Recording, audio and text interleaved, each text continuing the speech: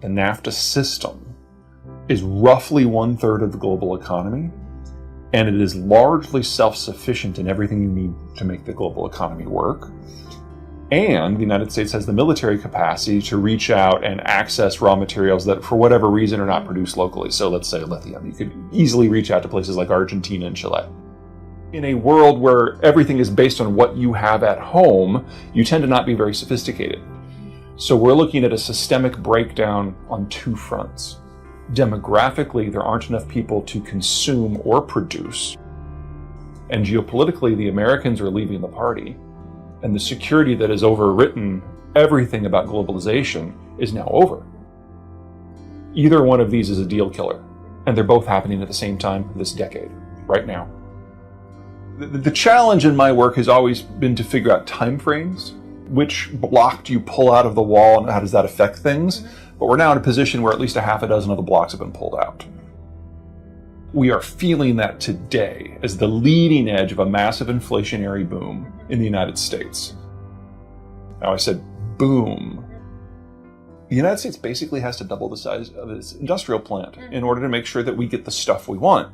This is a good problem, and it means high growth and high inflation together. Most people are just obsessed about the inflation part right now. They forget that in fixing this, we're going to have some explosive activity.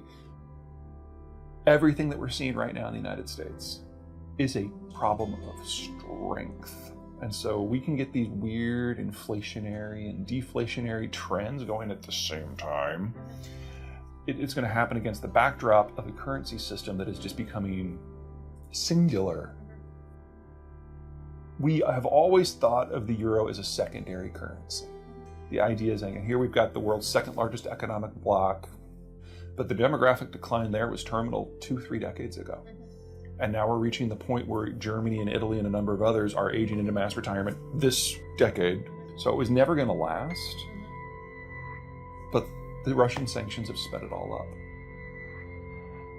And that gives the United States a population and an infrastructure ballast that a lot of countries don't have, most notably Russia. Russian oil in Siberia is not like Texas. In Texas, if it gets cold, the Texans lose their mind, but the oil production broadly is fine. If you have to shut in a well, it's not like you can't just turn it back on in a couple of weeks or a couple of months. That's fine. It doesn't work that way in the permafrost. As anyone who's from the north understands, as long as you're moving, you're okay, but if you stop, you freeze to death. Same with oil. And oil is co-produced with a lot of water. So we're looking at 4 to 6 million barrels a day of Russian and probably Kazakh crude going away and never coming back. Now, the United States is the world's largest producer of crude and the world's largest exporter of refined product. We will have some arguments over the details because we're American and that's just how it goes. My projection is that the Biden administration will dust off the authority that Congress gave the administration back in 2015 when we first allowed exports of crude. The Biden administration will shut off those exports. That'll trap a lot of shale crude within the United States and force our refineries to retool to process it. That should bring down the cost of most refined products and give the United States a huge amount of energy security by separating ourselves from now a world in shortage. But that means that the world loses access to Russian and American crude at the same time. Now, if you're a refiner, at first you're going to bitch because your refineries were not designed to run on American crude. They import the heavy sour stuff from like Canada or Venezuela. And now you're going to have to use this light sweet stuff. But on the backside, 2 years later, when the retooling's done, you're going to be able to sell refined product everywhere and at prices that are just ridiculous. So they'll be the biggest to complain and then the biggest to benefit. For oil, I think we're okay. Let me jump though to the one where we probably are going to have some challenges to make. If you talk about non-food, non-energy commodities, Russia is the world's largest producer writ large, and it falls into a lot of different categories. But the United States does not have a normal steel industry, for example. We are the world's greatest steel recyclers. We use arc furnaces to just take the old steel, turn it into new steel. But if you want something that's pretty, arc furnaces are great if you're making like I-beams and car frames, but if you want to make like appliance cladding or roofing materials, it's kind of ugly. You need fresh steel for that.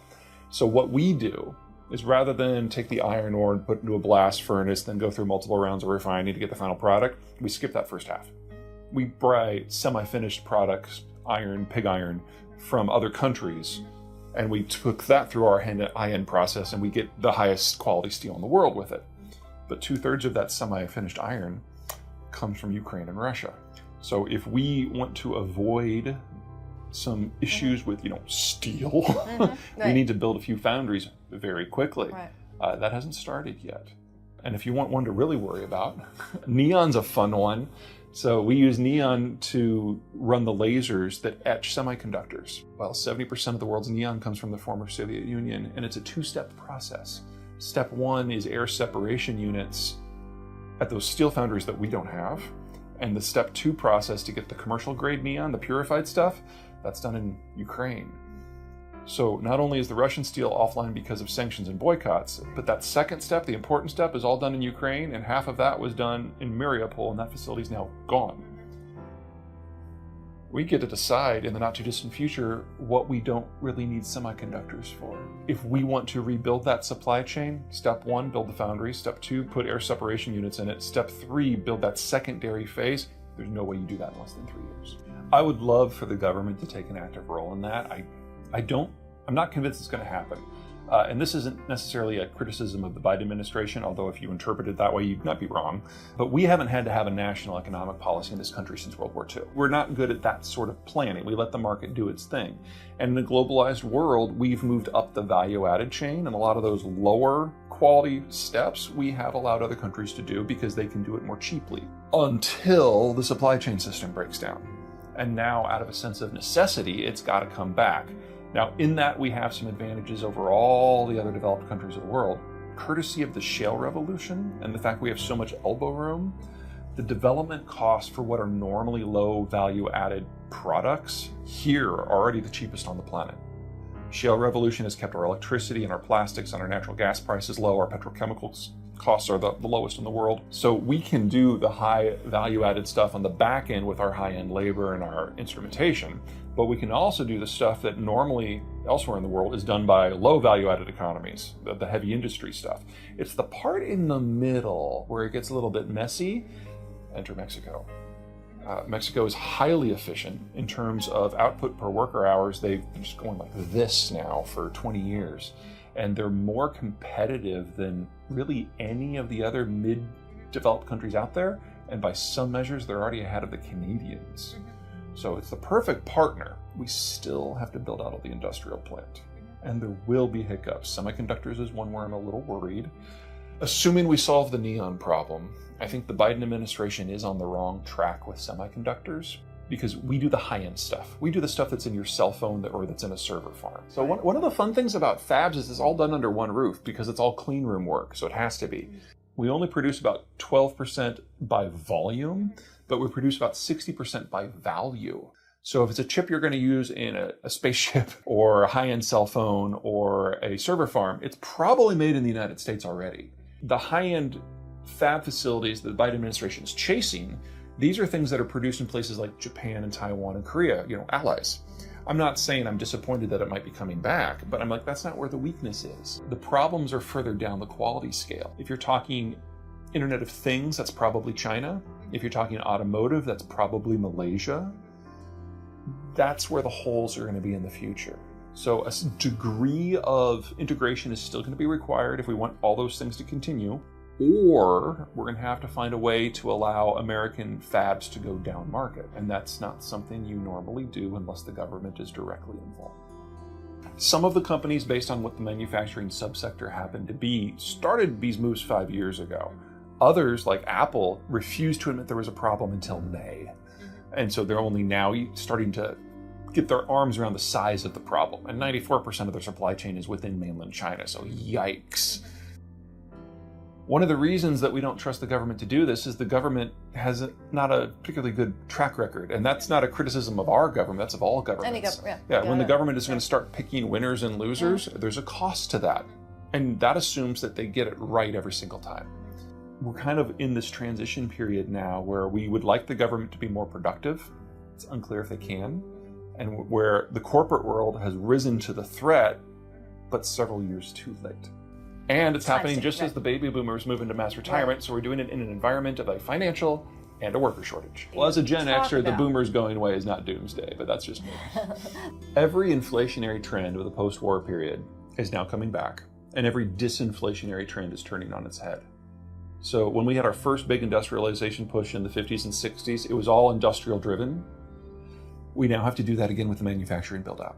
We have to double the size of the plant within 5 years. And then in the 60s to the 80s, we had the baby boomers come of age and buy houses and raise kids and all that consumer-driven inflation. Well, we've got the millennials going through the same process now. So we have to go through that process again. In the 80s and 90s, the Chinese joined the global economy, and so 1 billion workers pushed down the cost of manufactured goods. That's going away because the Chinese population is the fastest aging in history. And we also had an empire worth of Russian materials dumped on international markets in the 90s, keeping commodity prices under control for 30 years. And that's all now going away. So all 4 of these are happening at the same time.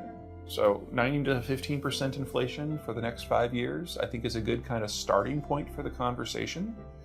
That assumes that we actually put our back into rebuilding and building out the industrial plant. If we fail to do that, we get almost as high of inflation, but 5 years from now, we haven't fixed the problem, and that just continues. For the last 25 years, Texas has been the American state that has grown the most robustly because, I don't want to say they've been anticipating this, but because a lot of the natural advantages of the United States, cheap land, cheap food, cheap electricity, exist there in spades, and they've got the partnership with Mexico just across the border. The Texas-Mexico axis has been globally competitive at the height of globalization in almost every sector. We now have the opportunity for the other 49 to join the party. And that's great. But every state is going to have their own policy. Every municipality is going to have their own policy, and not everyone's going to get it right. We're going to see both the strengths and the weaknesses of the federalized system now. Because the ones that get it right, hopefully the others can learn from it. But we're not all going to get it right on the first try. And places like South Carolina and Alabama and obviously Texas look really solid. But places like Florida and California are just kind of out in their own world right now. Manufactured products, the more complex they are, the more parts they have, the more varied a labor structure they require. So, for example, if you want to make a fax machine, the optic scanner is made by one group of workers. The plastic casing, which is injection molding, is made by a less skilled group. And then the wiring is done by somebody in the middle. 3 different groups, minimum. The more diversified the system, the more important it is to have a partner in the wage structure, both in terms of quality of labor and cost of labor. And that's one of the reasons why the Texas-Mexico tango works so well. Texas has your high-tech workers in Austin, has your mass manufacturing in San Antonio, has your financial center in Dallas, and has your heavy industry and medium industry in Houston. So that is already 4 just in Texas. You go south of the border and you've got a similar makeup with all of the Mexican cities. And so the back and forth works great. This is one of the reasons why automotive does well in this zone. Automotive obviously is going to expand. Heavy machinery, heavy vehicles like ag equipment, construction equipment, that is going to kind of be a tag-along. But I'd really look very closely at electronics. Whether you're talking, not cell phones, but pretty much everything else that is not a computer and not a cell phone that runs on electricity that you use in your house, whether it's a blender or a smartwatch or whatever else, that is really well positioned. It will also employ 3 to 4 times as many people as automotive. And it all needs to come back, because right now almost that entire subsector is done in East Asia and it's China-centric. And that's not sustainable anymore. This is not something that has to be just Texas, but Mexico's got to be a part of the process no matter what. All of the border states can play. There's more than enough for everybody. But the one downside, labor. We're pretty close to tapped right now, and the Mexicans are not too far behind. So there's definitely a first come, first serve sort of environment in play here. Well, there's 2 big issues here. And remember, the hard legal work has already been done for all of this. NAFTA 2 has been ratified and implemented by all sides. The U.S. already has a free trade deal with Colombia. So these are good things. The labor crunch in the U.S. and Mexico is becoming so acute that labor costs in Mexico have been rising. In part, this is because the Mexicans have moved up the value-added scale very impressively, but there's just a numbers issue. So Mexico is now in a position where it needs a lower wage, lower skill base. Mexico needs a Mexico. And Colombia is the most likely candidate. Second, like Mexico of 20, 30 years ago, Colombia is also a significant producer of a lot of the raw material inputs. So for first stage processing or lower value-added manufacturing, it was already a solid choice. And so we're going to be seeing North American Nafta integration with the Colombian manufacturing space in a way that I think is going to be really impressive. There are obstacles along their way, there always are. They could use a lot of infrastructure improvement, for example. But I'm pretty bullish and pretty positive on the nature of that integration moving forward. Yeah, Americans luckily have diversified their taste when it comes to what integration means. It used to be that if you lived in Kentucky, your idea of export was going to Indianapolis. That's in the past now. Most American business people are pretty savvy, and while not everyone can merge with the Mexican system as effortlessly as the Texans can, there's a degree of understanding in the American space that this is necessary, and it's not going to just magically happen.